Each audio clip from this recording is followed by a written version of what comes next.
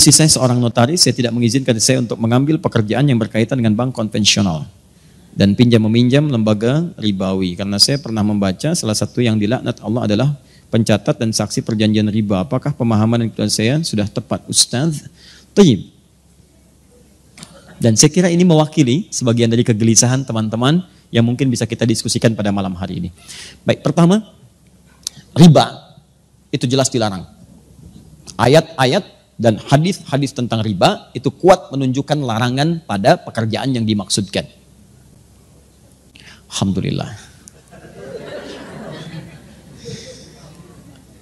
Sebentar. Hadis Muslim hadis 1402 juga 1389.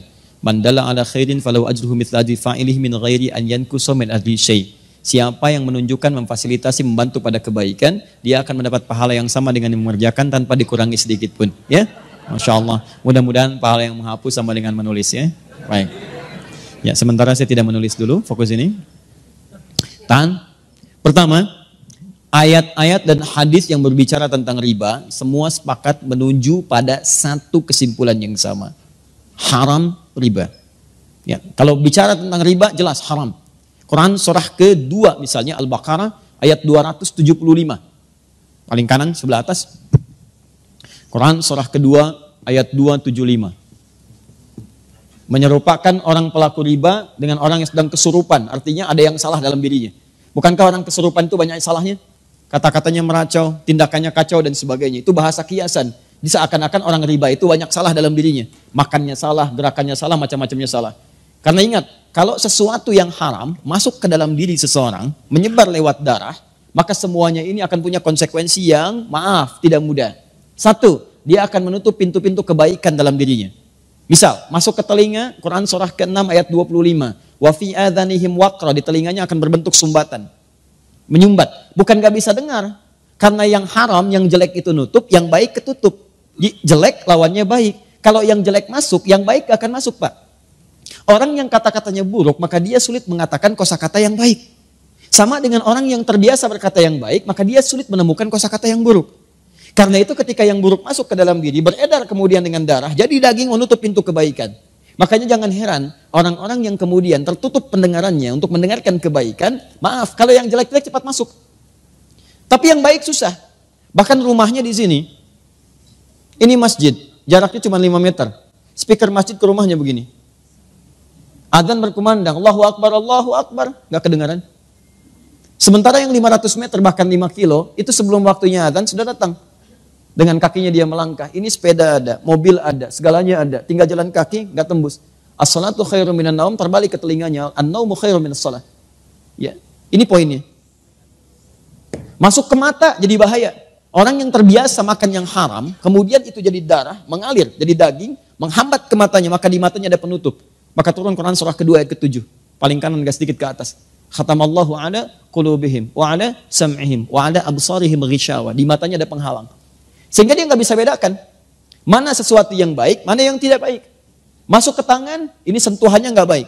Sudah senang dengan yang haram. Kalau yang haram sudah menguasai dirinya, maka yang halal-halal akan cenderung terhindari. Istri yang halal sudah tidak dipandang lagi. Suami yang halal sudah tidak peka lagi. Anak yang halal sudah tidak disenangi lagi. Semua akan tergerak pada kepentingan-kepentingan yang haram. Seperti minyak tidak bersatu dengan air, maka haram pun tidak akan pernah bersatu dengan halal. Karena itu Allah katakan, pelaku riba itu cenderung punya masalah dalam hidupnya seperti orang yang kesurupan, dikerjai oleh setan.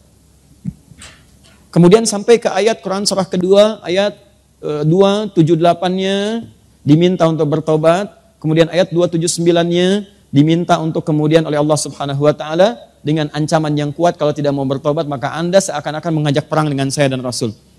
Maaf ya Bu ya, Pak ya. Anda dengan manusia saja kalau orang kuat sulit untuk mengalahkannya. Sekarang pengen ngajak perang dengan Allah. Maaf, kalau Anda punya masalah dengan manusia, saya punya masalah dengan orang Bandung, saya pindah ke Jakarta. Saya punya masalah dengan orang Indonesia, saya pindah ke Malaysia. Saya punya masalah dengan orang Asia, saya pindah ke Eropa. Tapi Anda punya masalah dengan Allah, mau lari kemana? Itu poinnya. Maka saya belum bicara tentang hukum, saya ingin bicara pertama tentang riba. Riba itu jelas haram. Riba sama dengan haram. Tahan. Maka segala unsur yang terkait dengan riba, semua keterangannya lewat hadis Nabi SAW. Baik pelakunya, baik pemberinya, baik pencatatnya, baik saksinya, dia dilaknat oleh Allah Subhanahu wa taala dan Rasulnya, tetap mendapatkan hukuman yang sama, haram. Pelaku, pemberi yang menerima, saksi, bahkan pencatat, fasilitator. Awas, saya belum bicara tentang profesi, saya bicara tentang riba. Jadi kalau ada orang mengerjakan kemudian riba, ya, bahkan saat ada alternatif yang lain dia paksakan untuk mengerjakan riba, maka dia masuk dalam kategori ini. Haram sama dengan dosa. Laknat, kalau sudah ada laknat, resikonya tidak mudah. Laknat itu resikonya paling dahsyat itu neraka jahanam. Baik, ibu tahu neraka yang paling ringan? Tadi kalau bapak baca Quran, naik sedikit ke ayat 56-nya, An-Nisa 56 itu neraka yang paling ringan. Paling kanan sebelah atas. Innal ladzina kafaru bi ayatina sawfa nuslihim nara. Orang-orang yang sulit diingatkan oleh kami melakukan dosa-dosa, tapi dosanya yang standar, yang biasa-biasa, itu dosa juga. Kemudian dia kerjakan itu melewati amal solehnya kemudian turun, amal salahnya naik. Masuk dia ke neraka yang paling ringan, sawfa nuslihim nara. Kami tarik ubun-ubunnya. Nusli itu dicelupkan seperti bikin teh celup. Pernah bikin teh celup? Ya, nanti coba ke ruang makan, ambil celupan, masukkan. Teh celup itu kan celupkan, angkat ya. Nah, nanti ada orang ditarik ubun-ubunnya dicelupkan ke neraka. Kullama nadijat juluduhum, setiap dicelupkan hancur semua tubuh dan kulit-kulitnya. Kenapa kulitnya disebutkan? Karena kulit indera perasa yang paling kuat. Jadi kalau ada orang dipukul kena kulit atau dicambuk kena kulit, cambukan pertama pasti sakit luar biasa. Karena kulitnya masih ada. Selanjutnya cambuk. Ketika mengelupas akan berkurang rasa sakitnya. Makanya kata Allah, ketika kami celupkan hancur dengan kulitnya, kemudian baddalnahum juludan ghairaha, kami angkat, kami sembuhkan lagi sehingga kulitnya tumbuh lagi. Liyadzuqul adzab, supaya merasakan azab seperti serupa tadi. Tidak berkurang sakitnya. Itu sekali celup, Pak, satu harinya sama dengan 1000 tahun. Satu detiknya sama dengan 48 hari. Kalau mau coba silahkan aja. Ini yang paling ringan. Nah, orang yang dilaknat oleh Allah, itu muara paling dahsyatnya jahanam. Neraka jahanam. Dari mana taunya? Buka Quran misalnya, teman-teman sekalian, An-Nisa, Quran surah keempat, dari ayat 92 sampai 93. Begitu masuk 93, Allah menerangkan tentang pembunuhan berencana. Lihat kalimatnya. Wa may yaqtul mu'minan muta'ammida. Siapa yang sengaja merencanakan pembunuhan, apalagi kemudian menimpa satu orang beriman, fajazauhu jahannam, maka balasannya neraka jahanam. Perhatikan, wa ghadiballahu alaihi, Allah murka kepadanya, wa la'anahu, dan dilaknat oleh Allah. Laknat disandingkan dengan neraka jahanam di ayat ini. Ya, jangan lihat contoh kasus pembunuhannya. Lihat kemudian pengertian hukumannya. Kata Allah, masuk neraka jahanam, kemudian dibenci oleh Allah, dimurkai, kemudian mendapatkan laknat. Di laknat itu ketika turun dari Allah, maka muaranya bersamaan dengan neraka jahanam. Lihat persamaannya. Nah, sekarang dalam kasus riba ini, orang yang sengaja mengerjakan riba maka akan dilaknat oleh Allah. Maka saat kembali kemudian kepada Allah, kalau dia tidak bertobat, maka muaranya neraka jahanam. Karena itu hati-hati kalau Anda ikut taklim dan sebagainya, mengajak kepada melukai orang lain, apalagi sampai kemudian mengeksekusi orang, bom sana, bom sini, awas dengan ketentuan yang menyalahi syariat, maka hati-hati. Tidak ada satupun orang beriman yang bercita-cita masuk neraka jahanam. Saya saat terjadi bom di Jalan Tamrin itu, Bu, saya sedang di Lampung, Pak. Kejadian langsung saya ditanya, Ustaz, apakah bom di Jalan Tamrin termasuk jihad fisabilillah? Saya jawab, Pak, sependek pengetahuan saya, jihad fisabilillah itu jihad di jalan Allah, bukan di Jalan Tamrin.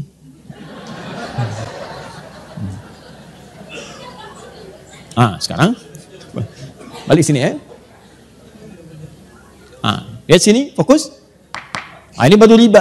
Saya mau terangkan hukum dosa dulu. Nah, setelah itu baru kita masuk kemudian kepada pertanyaan. Ada bank konvensional tadi disebutkan. Di antara kemudian tautannya dengan jasa yang digunakan oleh notaris, boleh jadi ada kemitraan yang tersangkut paut dengan bank konvensional. Apakah setiap turunan dari transaksi bank konvensional menghasilkan riba? Itu pertanyaan yang pertamanya. Satu, apakah kemudian kalau ini menggunakan jasa bank konvensional termasuk dalam kategori riba pula? Itu kemudian yang mesti kita jawab. Nah, teman-teman sekalian, sekarang saya terangkan sedikit saja tentang hukum. Nanti saya masuk ke Fatwa MUI nomor 1 tahun 2004, ditandatangan tanggal 5 Dzulhijjah tahun 1424, ya bersamaan dengan tanggal 24 Januari tahun kemudian 2004, ya. Jadi setahun sebelum didirikannya INI. Sini. Tangan, fokus ini. Pertama, lihat sini. Riba sama dengan haram. Haram itu hukum, ada 5 hukum dalam Islam di usul fikih. 1 haram, 2 kemudian ada halal, ketiga ada mubah, keempat ada sunnah, kelima ada makruh. Baik, hukum ini akan selalu terkait berkelindan dengan perbuatan, bukan barang. Ingat, perbuatan. Setiap ada perbuatan, maka melekat hukum di dalamnya. Hukum sama dengan perbuatan. Ingat ya, bukan barang ya, bukan barang. Jadi semacam istilah uang haram, sebetulnya bukan uang yang haram. Tapi perbuatan yang menjadikan uang itu sulit untuk digunakan pada aspek-aspek yang baik. Nah sekarang, kaidah selanjutnya, fokus perbuatan ini akan terkait berkelindan dengan sebab. Dalam usul fikih disebut dengan ilat namanya.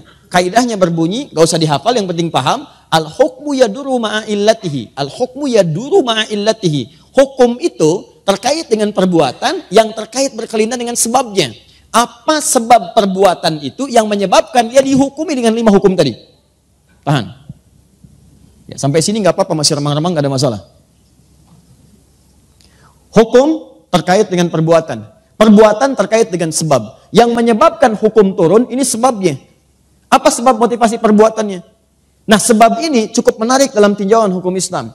Bahkan, yang pasti halalnya pun, itu bisa berubah jadi haram karena sebabnya.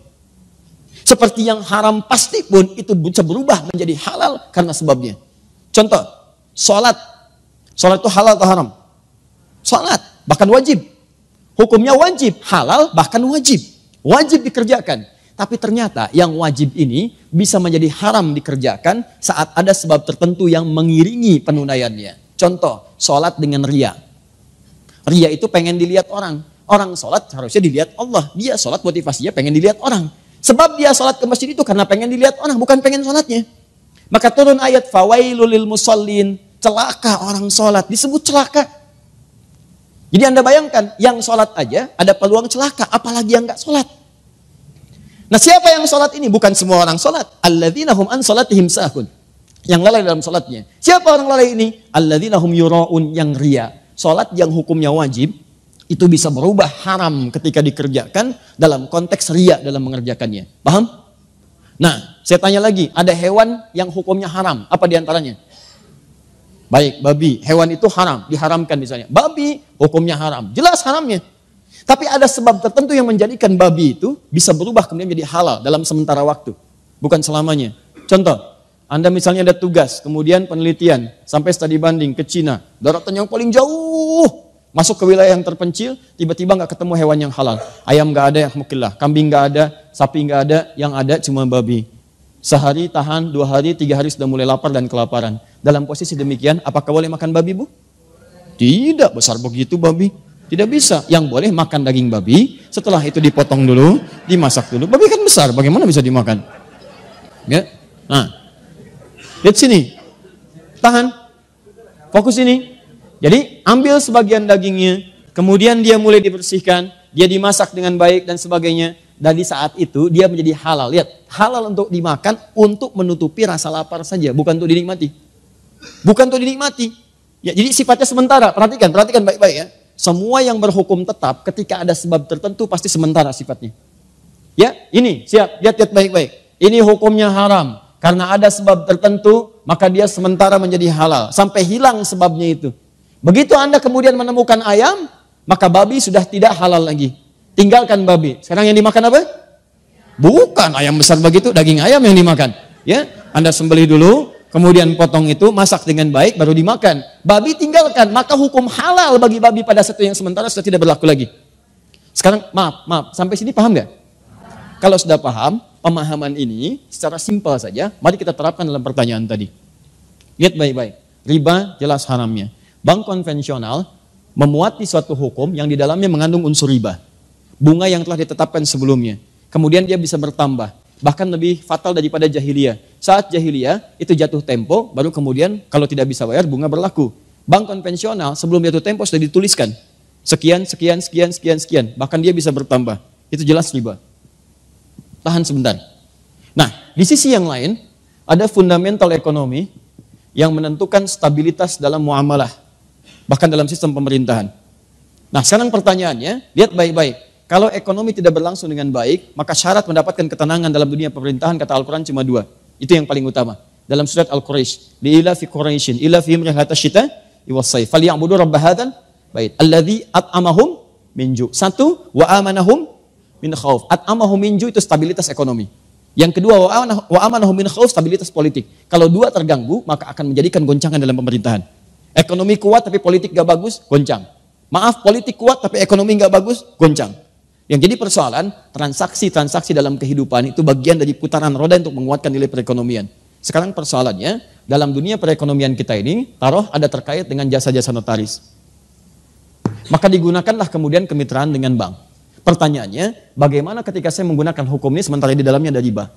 Maka semua ulama sepakat termasuk dalam fatwa ulama nomor 1 tahun 2004 dari Majelis Ulama Indonesia, kalau dalam lingkar pekerjaan itu ada bank yang masih menggunakan nilai-nilai syariat, bank syariah dengan konsep syariah yang benar, ya dengan turunan-turunan yang benar, maka jelas solusinya. Ini yang digunakan sebagai fasilitator dan haram menggunakan yang ini. Tapi kalau fungsi ini tidak bisa menjangkau nilai-nilai transaksi yang sedang dikerjakan, pekerjaan yang sedang dilakukan, yang kalau kemudian tidak difasilitasi memberikan goncangan kepada nilai ekonomi atau menyebabkan madarat yang lebih kuat, maka keputusannya kemudian dituliskan, boleh ini digunakan, boleh sekali lagi ini digunakan dengan batasan sementara sambil mencari sistem yang kuat dan tetap untuk menjembatani dan memberikan fasilitator kepada apa yang sedang dikerjakan. Jadi kalau pertanyaan cepatnya, sepanjang bisa di-cover oleh bank-bank syariah dengan hukum yang benar, maka itu kemudian yang dipilih. Tapi kalau itu tidak bisa di-cover, bahkan memberikan madarat yang lebih besar, maka Anda boleh menggunakan bank konvensional dengan tujuan menggunakan sementara sebagai jembatan untuk menyelesaikan persoalan dan untuk mencari yang lebih baik lagi ke depan. Bahkan sekarang ada formulasi yang bagus. Saya sudah bertemu dengan beberapa pejabat bank di konvensional untuk mengarahkan pada nilai-nilai syariah. Walaupun akadnya kemudian teman-teman sekalian dibentuk dengan form-form yang sifatnya konvensional. Tapi nilainya bisa ditawar di situ. Misal, ada teman-teman yang ingin membuka tempat hunian. Dia mau bikin KPR. Ya, ke bank syariah, marginnya terlampau tinggi. Di bank konvensional diberikan margin sekian. Tapi persoalannya, suku bunganya tidak tetap, dia berubah.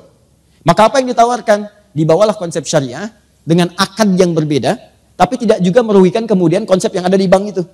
Yang telah Anda tetapkan misalnya 3% ini, bagaimana kalau dibagi dengan hukum seperti ini? Jadi bank itu tetap dapat 3% juga. Tapi kaidahnya ditukar, akadnya menggunakan akad Islam. Ya, jadi bukan mengganti jubah, bukan. Jadi poinnya adalah, ini yang kami lakukan, Anda beli dulu ini. Beli ini kami berikan kemudian nilai kesepakatannya selama 3% tadi, kita robah dulu, akadnya jadikan sebagai penjualan, jadi Anda terima itu, jual lagi kepada kami dengan apa yang telah Anda tetapkan tadi. Jadi dari Anda tetap 3%, tapi kemudian dirobah cara akadnya, kami membayar dengan cara yang sama. Dan tidak terjadi penambahan nanti, ketika jatuh tempo tidak bisa bayar, konsekuensinya Anda kemudian berkomunikasi dengan teman-teman Anda, saling menutupi. Supaya kemudian tidak terjadi tambahan-tambahan yang hadir atau menjadi tuntutan dari pihak bank untuk menagihnya. Nah, maka saya kira modifikasi semacam ini bisa didiskusikan. Tapi yang terbaik adalah kalau sekali lagi ini keputusan Fatwa Ulama Indonesia, MUI, kalau ada syariah itu yang digunakan. Kalau tidak bisa di-cover, maka konvensional diambil sebagai jembatan. Tapi yang paling besar pertanyaannya adalah, kenapa sih dari 200 juta lebih ini tidak bisa mewujudkan sistem perbankan yang baik, yang kira-kira mengakomodir kepentingan umat Islam? Kalau Malaysia bisa, kenapa Indonesia tidak? Ya kan? Saya kira, dan tidak ada yang dirugikan. Negara juga untung, masyarakat juga untung, maka salah satunya adalah hidupkanlah bank syariah itu. Dan dorong syariah itu bukan cuma nama. Saya ulang, dorong syariah bukan cuma nama. Namanya syariah misalnya, tapi menggunakan praktek ribawi yang lebih besar daripada bank konvensional. Itu juga bermasalah. Paham ya?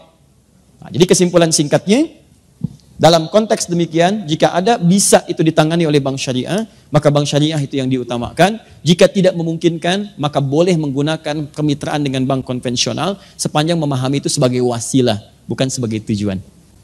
Allahu a'lam bissawab. Itu yang mengatakan bukan ada hidayat, yang mengatakan adalah kesimpulan dari fatwa ulama dengan referensi-referensi yang kuat. Di Quran, hadis, juga Anda bisa buka kitab Al-Majmu' Syarah Muhadzab misalnya, juz yang ke-9 karya Imam An-Nawawi. Ya, juga fatwa ulama dari luar, Majma' Buhuth yang di Kairo, Majma' Buhuth kemudian yang di Saudi dengan yang lain-lainnya menyampaikan penyampaian yang sama.